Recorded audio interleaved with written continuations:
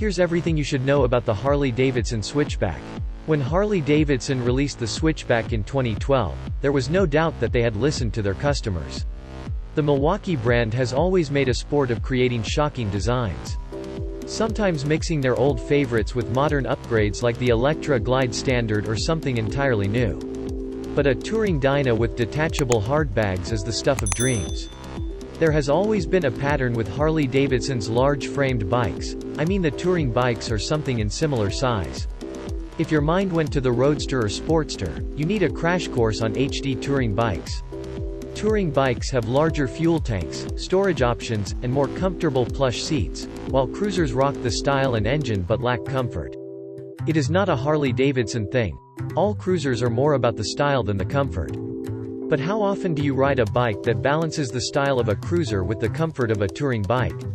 Because that is exactly what the Switchback offers. This Harley-Davidson FLD is perfect for your long commute, and if you want to take it for a casual joyride, you would not be asking for too much. One bike to rule them all. When Harley-Davidson released the Switchback in 2012, there was no doubt that they had listened to their customers and were finally creating bikes for more than one class of customers. The Switchback was first easy to manage, so older riders would have no problem riding. After all, you are never too old to take a cross-country cruise. Beginners would also feel comfortable with this mount. It is practically the best choice for bikes without much touring experience. You can call it Harley-Davidson's idea of touring training wheels. The Switchback was also the start of gender-inclusive touring bikes because, unlike the usual touring bikes that worked best for men with bulky frames, this Dyna is perfect for women riders. The prospect of keeping up with other touring bikes without the strains and fatigue you expect from long riding hours is one of the best-selling points of the Switchback. The Dyna Outlier Harley-Davidson Switchback. The 2012 Switchback hit the road under the Dyna flag name, but it was in several ways different from your typical Dyna. It was the first of many unconventional Dyna and even Harley-Davidson design models. Of course, it was similar to older models. You can tell that the Road King and some of the Duo Glide models played significant roles in the FLD's design. But striking out as a convertible touring bike meant Harley-Davidson was exploring several design concepts, and the Switchback was one of their most successful experiments. The Switchback had features we had never seen on a Dyna model. Crossing a Dyna with an FLH front end was a bold choice, a good one since customers have been clamoring for more hybrid bikes since we saw how adding a touring front end to the Sportster 883 gave us the adaptability and excellent handling of the 90s Fatster.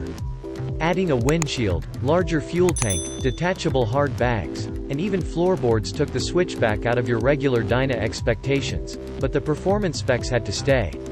The Harley-Davidson Switchback has an almost perfect drivetrain. If you already love the Switchback for its unconventional features, you should take a seat for this next part. Harley-Davidson tried to maintain the Dyna performance level with the Switchback.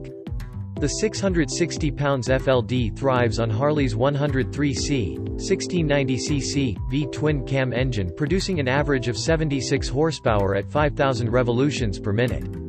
This roadster can reach a top speed of 115 miles per hour, moving from 0 to 60 in 4.5 seconds.